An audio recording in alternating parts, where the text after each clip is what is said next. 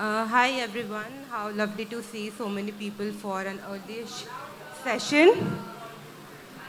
You can't hear? Can you hear now? Okay. So welcome everyone. This is a session on 4 new novels that came out this year. I'll just do very quick introductions. This is Saharu and his book is called Chronicle of an Hour and a Half. That's Radhika Swarup. And she's just had a book out. It's called the New Delhi Book Club. That's Radhika Oberoi. And her book is called Of Mothers and Other Perishables. And that's Prayaag Akbar, and his book is called Mother India. So a lot of new books for you to browse through, buy, gift, read. It's really fabulous for you as a reader. So I'll start with Prayaag in fact. So what you have to do is tell me about your book in 5 to 6 words, no adjectives. Could you start from that side? Sayari, you should do it since you won a prize. No? Yeah? I should start it. Yeah? Why not? It's about a mob lynching or an extramarital affair. That's it. 6 seconds. What did I... Okay, I'm not audible. Okay, it's about an extramarital... what did I say? It's about a mob lynching over an extramarital affair. This is my novel is about. Radhika, please. Lockdown, neighborhood, isolation, loss, connection, and hope. Radhika, you now. Dead mother, sisters, nostalgia, storeroom, analog music, and the past. My novel is about the Delhi, a very small section of Delhi called Mahipalpur. It's about YouTube, a YouTuber. It's about a mall, a girl who works at a chocolate store in a mall, a Japanese chocolate store. I feel like that's more than 6. Yeah, I think we have a very brief idea about the novels, and I'm sure you're interested now. So I'll go with Prayaag and the 2 Radhikas first. So a very important theme in the novel is the mother figure, not Radhika Swarup, Saharu, Radhika Oberoi, and Prayaag Akbar. So a very important theme in their novel is the mother character or the mother figure, right? And in Saharu's novel, the extramarital affair, one of the participants is a married woman. She is a mother to teenage girls. And in Prayaag Akbar, the name of the novel is Mother India. So, Mother India is a concept, if not an actual figure. And in Radhika Oberoi's novel, the mother is present in the past, right? She's dead. So I want to know, how did you treat this mother character? None of them are conventional. So how do you arrive at this mother figure, this mother as an icon, and not a perfect mother? Yeah. So Radhika, I would like for you to answer it first. Thanks. Actually, the mother in my novel is already dead, so she's a dismembered voice. She is very attached to her worldly belongings, so she dwells in this storeroom like a voice. And she takes you through her life in the 1970s and 1960s. So the storeroom is full of, the things that she was extremely fond of, like vinyl records and this beautiful ebony and gold sewing machine, her silk saris. And through the objects in the storeroom, she takes you back into the past. So she's a very unconventional mother in that sense because she doesn't exist. She has no agency really, but she also observes her family in this morbidly funny voice and observes her daughters growing up without her and notices how grief and bereavement turns the family, into a disjointed unit. Prayaag? So my novel, which deals with deals with real mothers, obviously, there's a lot of the mother characters in the novel, but the protagonist is raised by his mother, single mother, but it also deals with this idea of Mother India, the symbol of our nationalism that we have. And I was very interested in this symbol because, it's a very powerful symbol for all of us. It dates back to a lot, to the early parts of our colonial anti-colonial struggle. So it's a very powerful and evocative image for all of us because it speaks to something very deep inside us. But it also kind of assumes an idealization of the mother, the mother figure. The Mother India figure is pure and, sanctified in this way. And in many ways, that's not the real experience we have of mothers, all of us. We have to kind of look beyond that kind of, understand our mothers in a way that is beyond that kind of sanctification. And that's what I was trying to write about in the novel is, that idealization versus our lived experience. So. Saharu, would you agree that that was also sort of your thinking to look beyond the idealized mother? Could you repeat that? Yeah, so what was the reason to make like the extramarital affair, like one of the participants, the mother of two teenage daughters? That's such an unconventional figure to put in something as scandalous as an affair. So the question was about mother, right? Right. She's not the perfect ideal mother. So what was the need to sort of make her such a controversial figure? There is nothing called a perfect thing, whether motherhood or sonhood or sisterhood, unclehood. There's nothing perfect about human beings. My concern about you're talking about Rehana. So I thought that earlier I was supposed to reflect on Nebisuma's character, who is the mother figure in the novel. It's perhaps being a mother in India is perhaps the most draining human experience. Once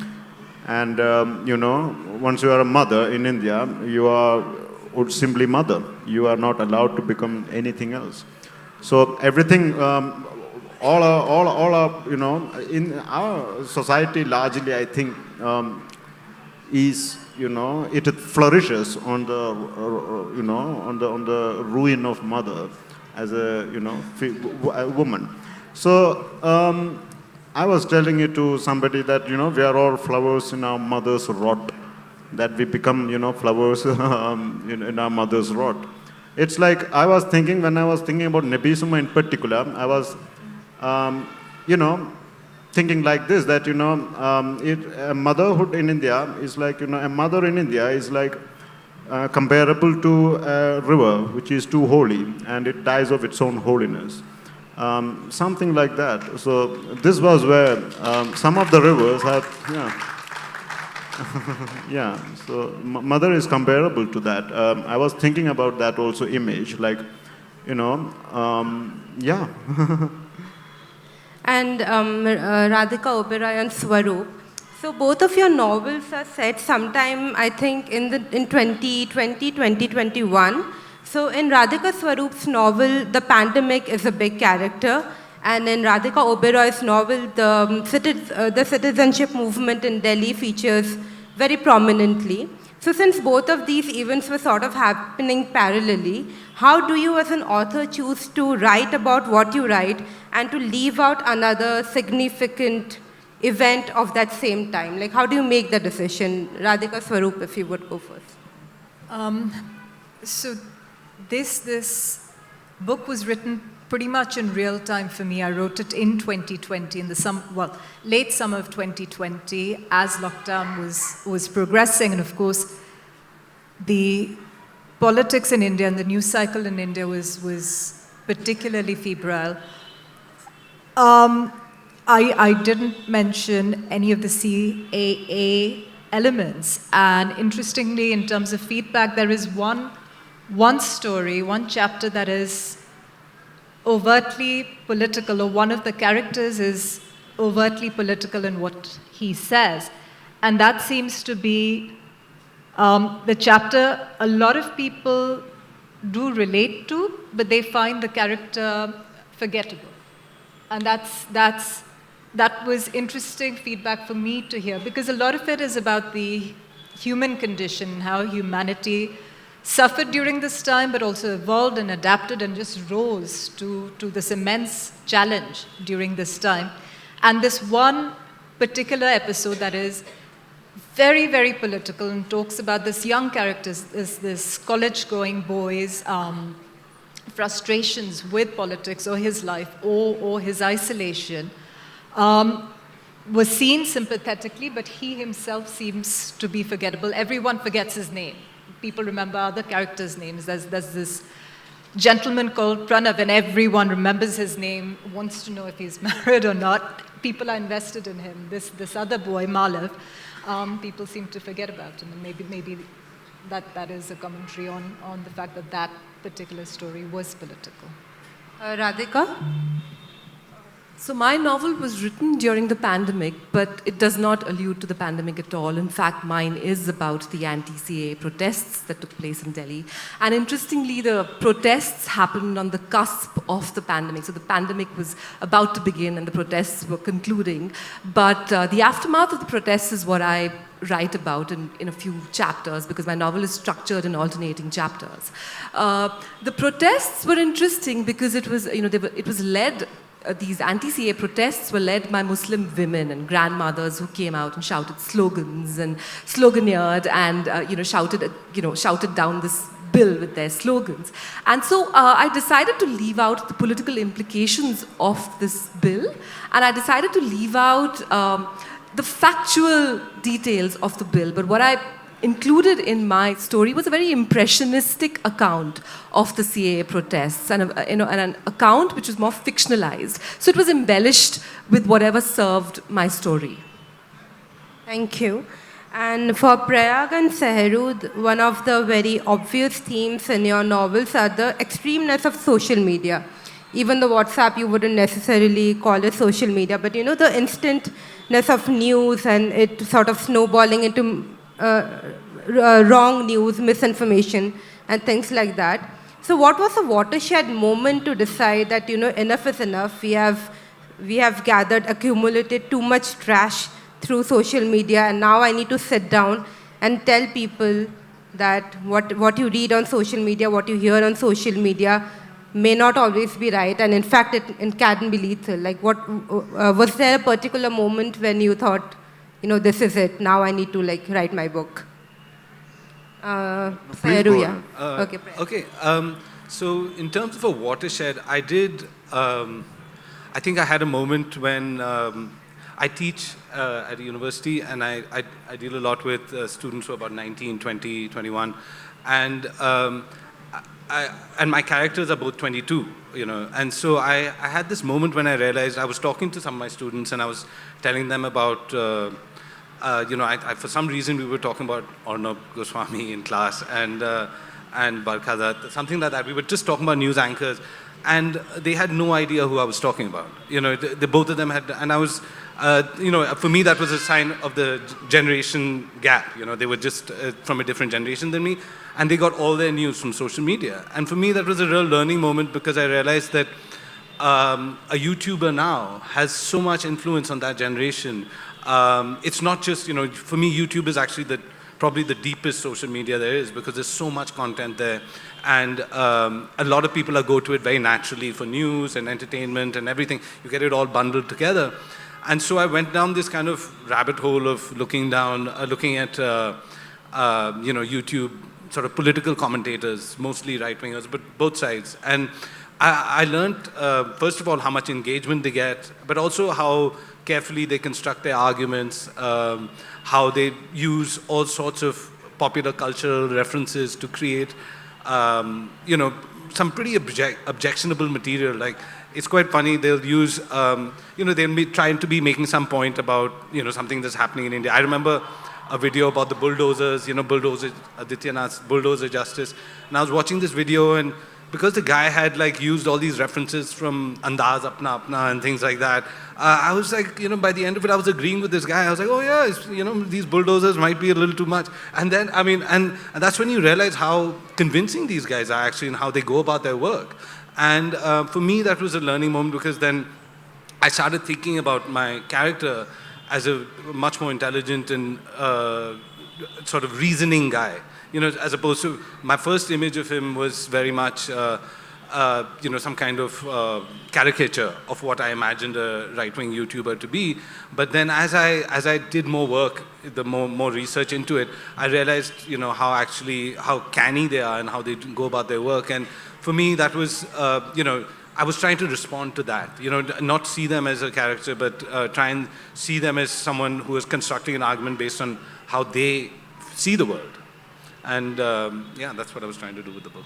Saharu, what about you and the flood of messages on WhatsApp? No, I myself don't use WhatsApp. I've seen social media. It's very difficult not to register, what's going on social media. In some way or the other, news come to you. Ted Moody, this American author, once called, there is an information sickness in the internet age. I think with the new social media, with the new age, in our time, I think there is also a communication sickness that is taking over. And the one important thing about social media is that, there is a kind of addiction to it that, everybody becomes a statesman and you have opinion on everything and very profound opinion, and you are just, replying to stuff. People are randomly commenting, you are offended, you are, outraged. I mean, social media becomes an end in itself. So during the genocide, when the Palestine, Israel's invasion of Gaza was taking place, so it was still not called genocide. I remember, I had just opened Twitter and I was seeing these guys who were posting, my uncle made mutton biryani, then hashtag but free Gaza. Then something else, his uncle or father, mother. Then I went on and on checking, and I saw that this person is posting 3-4 photographs, during a day, and each of it was accompanied by a hashtag but free Gaza. So, it becomes an end in itself. So when I was writing my novel, I was thinking about what Don DeLillo said, that, as technology advances in scope and complexity, fear becomes more primitive. So my intention in this novel was to portray a, rather primitive kind of outrage in a technologically driven society. And I do also think that I don't know much about social media. I'm not a great observer either. I had to do it when I thought that, this is the basic element that should inform a mob making. And it was useful for my novel, so I use WhatsApp in that sense. But myself, I'm not a scholar of these things. And Prayaag and Radhika, Swarup and Oberoi. So one interesting thing about your novel is, in Swarup's novel, she writes about these, inner lives of people during the pandemic, which we did not read about in the news or which we did not see on our television screens. Same for Radhika Oberoi. You learn about the after effects of the citizenship march and, how it really affected people and how somewhere sort of led to take drastic steps, when they were hounded at work or maybe at home for participating in these movements. And in Prayaag's novel, you see how these vitriolic right-wing content is made, like what goes on behind the scenes. And these are things you never read in the news, right? You know about it, but there is no sort of concrete discussions around it in our prime time. So do you feel like, in a way, your novel or the fiction that you have written, are you trying to sort of fill in the gaps that have been created by the media which chooses not to talk about certain things, at least the primetime media? Do you feel that, maybe 5 years, 10 years later, when someone is reading your novel, they might get a fuller picture of the times you've written about? Radhika, if you would go first.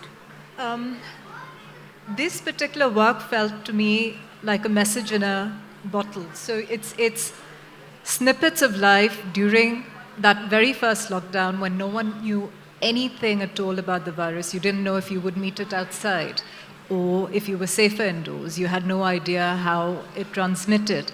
So yes, to partly answer your question, yes, the internal lives mattered and are so telling today of the human experience and how we reacted to that drastic news. And also, so much of information was disseminated through private means, right? Through both of you have mentioned WhatsApp, so through the WhatsApp University. Can you hear me in the back? I'm trying to shout like I would shout at my kids. So if I need to shout louder, I will. But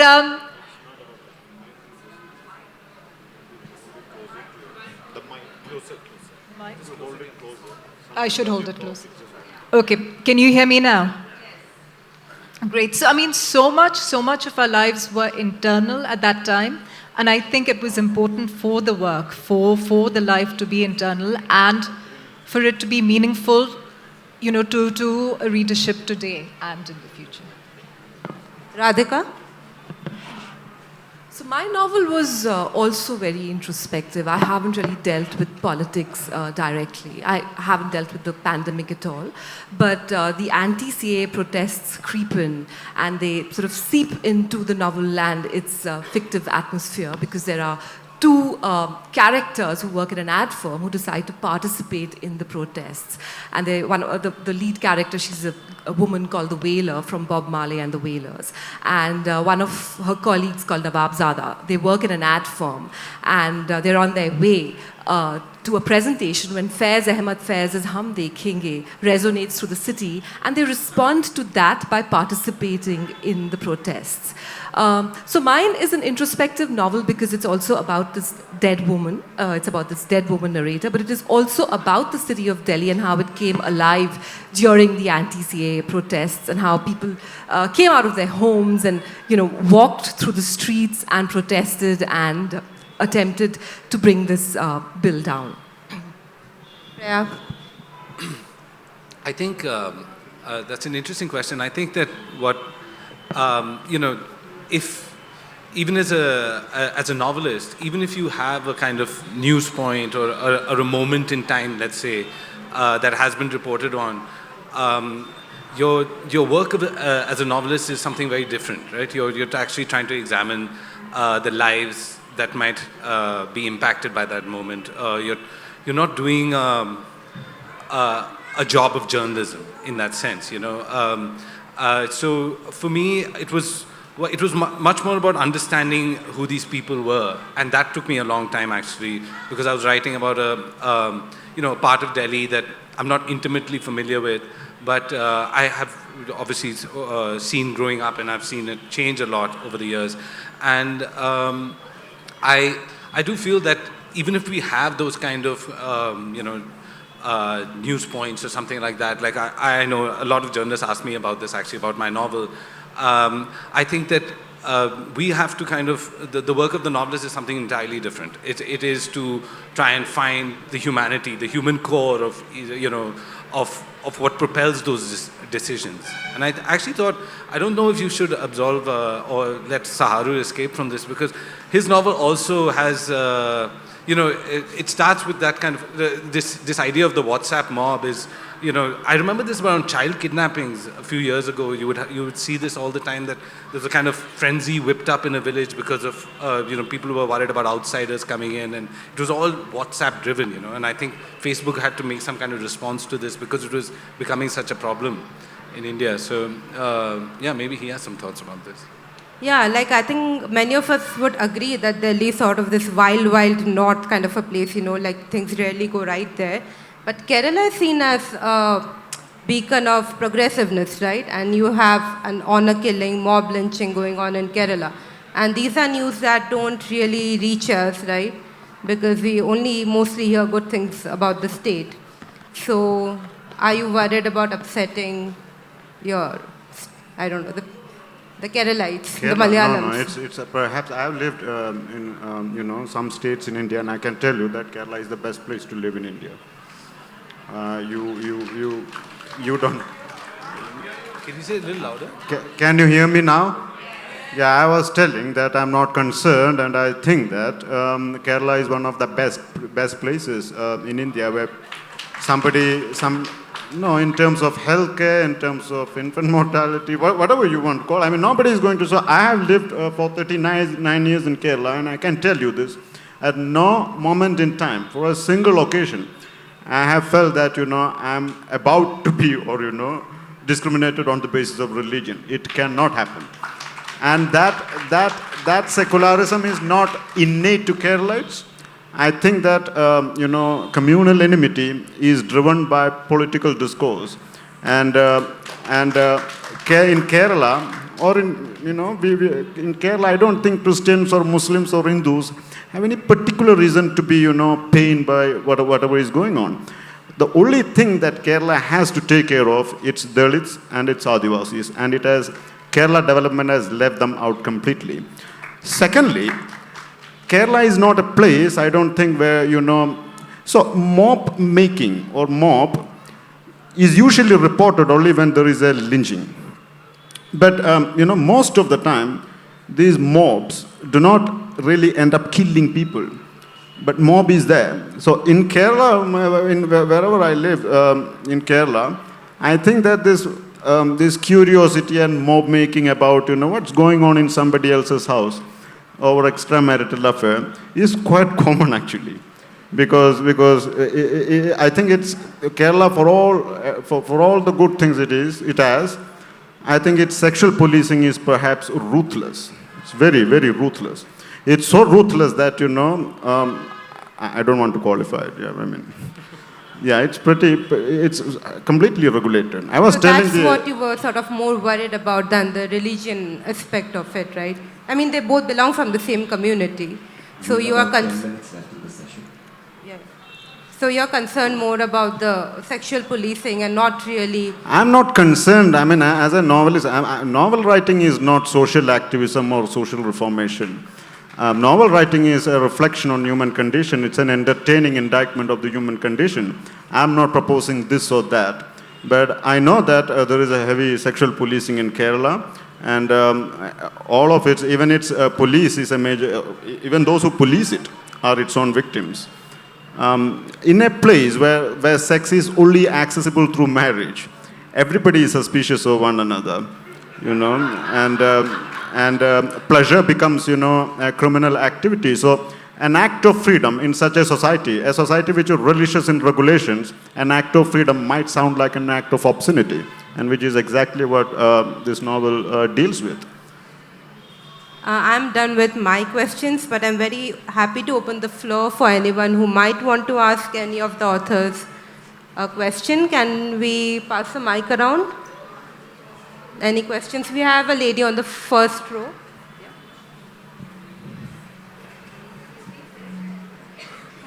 Hi, my name is Bansri Kamdar. My question was for Prayaag, and how much has your work as a journalist impacted how you write a novel, or your work as the novelist? Thank you. So I do think that my time as a journalist did impact my novel writing. I seem to write very political novels. This is my second novel, both of which have been political in theme. I keep hoping to get away from all the things I was concerned with as a journalist. But, it does creep in. I think one of the, I remember reporting on a bridge collapse when I was a pretty young reporter, when they were building the metro, in Delhi before the Commonwealth Games. And I was there as a reporter, and it was this kind of tragic thing where 5 people died. And, it just stayed with me that 5 people had died. There was this big construction collapse, and 5 people is not perhaps the most inconceivable number of something like that happens, but it just stayed with me. And then, about 10 or 12 years later, when I was writing this novel, that incident crept into the narrative, into the whole story. So I do think that my time as a journalist did help me see the country in a different way, and I traveled a lot at that time, and I got to see a lot of the northern belt. And so, I'm grateful for that time, because it really let me find a voice and find myself, to the extent that I have. So my question is to Saharu. First of all, wonderful novel. You have written the same story from different perspective, and it sounds like everybody is right from their own perspective, which is beautifully done. Now my question is, you have also involved 2 young characters, 2 little child, one boy and a girl, and they're also telling the story from their perspective. So when I read about that, initially I was a little bit shocked that, in a so-called sexual story, 2 children are involved. but also I was fascinated the way you have dealt with it. So my question to you is that, how did you bring in those characters? What was there in your mind that why you had to bring you? Of course, they're part of society and stuff like that, but why did you bring them in? You're talking about these two characters called Deepu and Gopu. Yeah, this one girl and one boy, who has... You're talking about Funny, that character, Yeah, or yeah. Deepu or Gopu. I don't, Funny. I don't remember the name of the character, but this one small boy who goes to the... The one who eats the sardines at the beginning. Yeah, June, right. June. Oh, the character of June. Yeah. June and one more boy is also there, Damu. Yeah. Yeah. My question is, why did you bring them in? What was your thought? What is the question? Well. I mean, children are essential part of life. I mean, I was just trying to portray a village in its fullness, and children ought to be there. But children are also very demanding characters because children don't think in rational sentences, and it also has to acquire an oral quality. Both of which I believe I acquired from William Faulkner's Sound and Fury, which opens with 75, 80 pages long chapter, which is narrated in the first person by a character called Benji. And Benji is 35 or 36 years old, but with 6 or 7 year old's intelligence.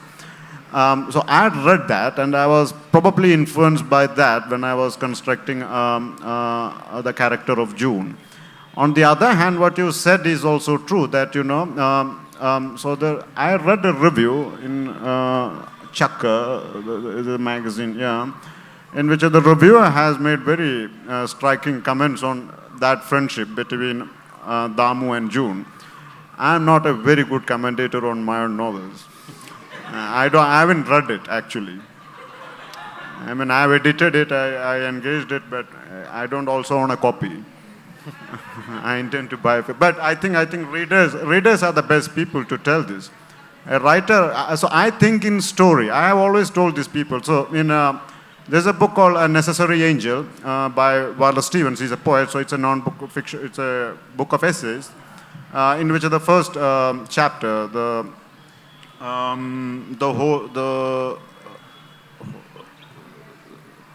horse rider and the sound of words, something of that sort, in which he makes a very clear distinction between thinking in story and thinking through story.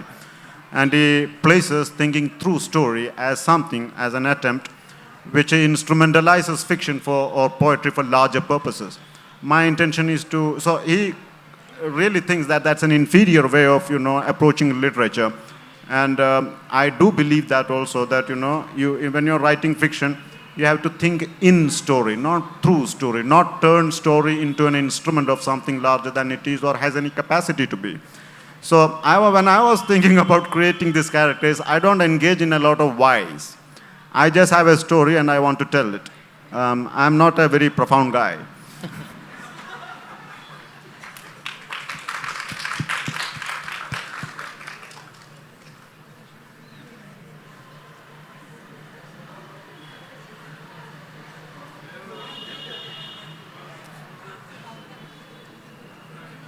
There's a raised hand somewhere behind.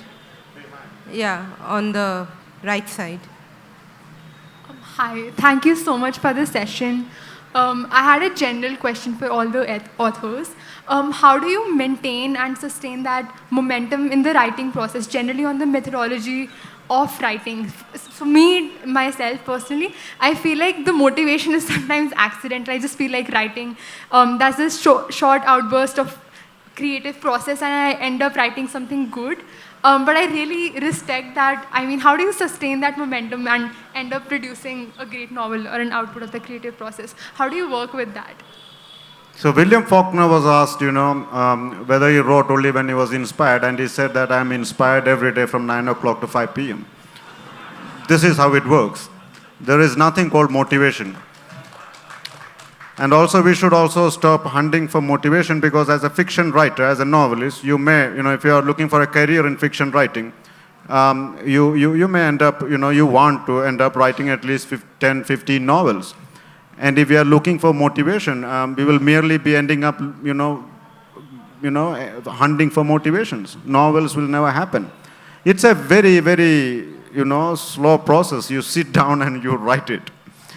Yeah, so I think that, instead of words like motivation and inspiration, we should, frankly, develop a capacity to, imaginatively, develop a capacity to imagine stories and tell it imaginatively well.